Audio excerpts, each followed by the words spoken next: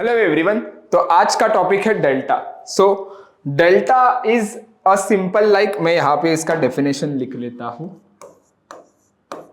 Okay, what is delta?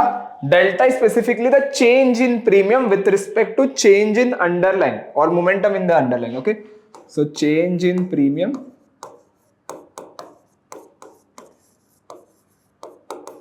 with respect to change in underline.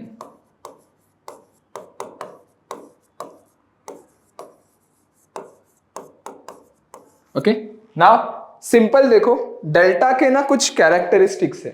क्या है delta के characteristic? पहले हम लोग देखते हैं, लेट्स सी में अगर ऑप्शन चेंज बनाओ, सपोज यहाँ पे 10,000 है, फिर यहाँ पे सपोज 11,000, 12,000, 13,000, 14,000 और यहाँ पे सपोज 9,000। मैं स्ट्राइक्स बना रहा हूँ यहाँ पे। ओके, 7,000 और 6,000। ओके, सो लेट्स अज्यूम 10,000 जो है वो मेरा एटीएम है, यहाँ पे कॉल ऑप्शन है एंड यहाँ पे पुट ऑप्शन है। ओके, नाउ सिंपल देखो, डेल्टा का जो इंपैक्ट होता है, ओके, वो एटीएम पे रहता है 0.5। डेल्टा का जो इंपैक्ट होता है वो 0.5 का रहता है एटीएम पे, मतलब एक्यूरेट 0.5 लेकिन 0.5 है, 0.51, 0.52 या फिर 0.048, मतलब नजदीक रहता है 0.5 या फिर मैक्सिमम टाइम को 0.5 के आसपास मिलेगा। ओके, और इन द मनी जैसे जैसे जाओगे, कॉल के जैसे जैसे आप इन द मनी जाओगे, इसका वैल्यू बढ़ते जाएगा। फिर ये 0.6 भी हो सकता है, 0.7 भी हो सकता है, 0.8 भी हो सकता है, 0.9 भी हो सकता है। ओके, और जैसे जैसे कॉल के आप आउट ऑफ द मनी जाते हो, जैसे मैंने कहा था higher strikes out of the money, तो ये 0.4 होगा, 0.3, 0.2, 0.1। तो सिमिलर देखो, डेल्टा का कैरेक्टरिस्टिक क्या है कॉल ऑप्शन के लिए, कि डेल्टा जो है वो इन द मनी पे बढ़ते रहता है कॉल के लिए, and out of the money के लिए घटते रहता है। तो इन द मनी स्ट्राइक्स का हमेशा डेल्टा ज्यादा होता है as compare out of the money strike. Simple है, क्यों? क्योंकि एटीएम स्ट्राइक का डेल्टा 0.5 है, इन द मनी स्ट्राइक्स का probability in the money close होने का ज्यादा है, इसलिए उसका डेल्टा भी ज्यादा है। ओके, और इस पे अगर आप देखोगे तो इसका जो डेल्टा है वो धीरे धीरे धीरे धीरे कम होते जा रहा है जैसे जैसे आप out of the money strike जाओगे। तो जैसे जैसे मोमेंटम आएगी वैसे वैसे इसका डेल्टा डिफरेंटली चेंज होगा, लेकिन एज ऑफ नाउ अगर ये आउट ऑफ द मनी है तो उसका प्रोबेबिलिटी कम है, इसलिए वो उसका डेल्टा भी कम है। राइट, तो ये एक चीज हो गई। अभी पुट के लिए जो है ना, ये भी डेल्टा 0.5 एटीएम के आसपास रहता है, लेकिन होता है नेगेटिव। ओके, पुट का डेल्टा हमेशा नेगेटिव होता है। ओके, और सेम पुट के इन द मनी अगर आप जैसे जैसे जाओगे तो ये डेल्टा बढ़ते जाएगा, 0.6, 0.7, 0.8, 0.9।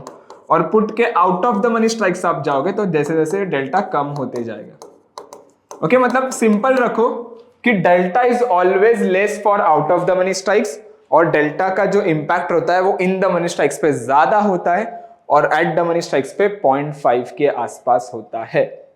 ओके, कैसे पता चलेगा? देखो सिंपल, मैं यहां पे आता हूं कॉन्सेप्ट पे, ट्रैक ऑप्शन चेन। अभी मैं यहां पे ना निफ्टी कर लेता हूं। ओके, निफ्टी, ठीक है।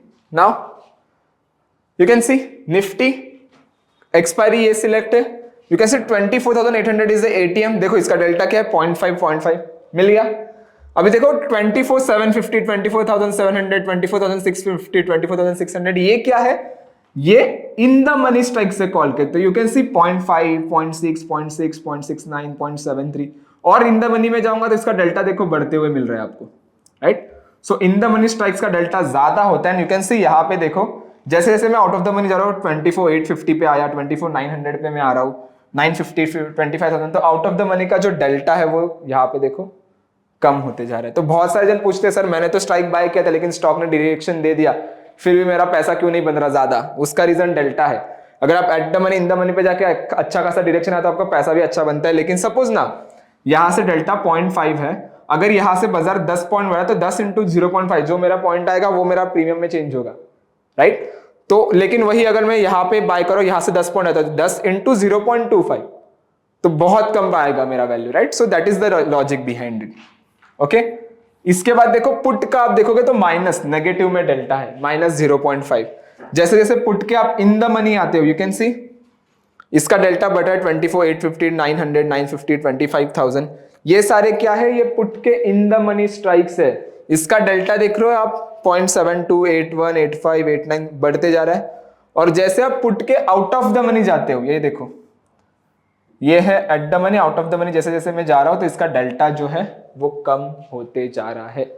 ओके, और एक चीज याद रखना, डेल्टा आपको कभी भी एक से ज्यादा नहीं मिलेगा। डेल्टा जो ट्रैवल करता है वो करेगा 0 to 1 के बीच में। यहाँ पे 0 है तो पॉजिटिव, यहाँ पे -1 है सपोज, और यहाँ पे +1 है, तो इसके बीच में ही ट्रैवल करेगा ना, ये एक से ज्यादा नहीं रहेगा, नॉट मोर देन 1। क्यों?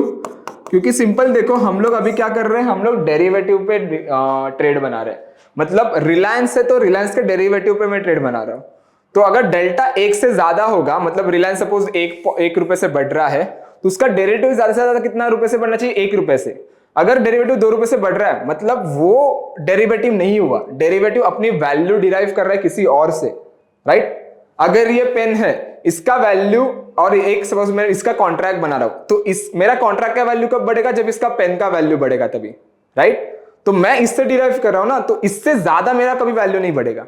Okay, that is the logic 1 के। अगर आप ऑप्शन चेन भी देखोगे तो देखो, अगर आप इन द मनी भी आते हैं ना, आपको 0.9 के बाद में 1 के आसपास मिलेगा, लेकिन आपको 1 से ज्यादा डेल्टा नहीं मिलेगा।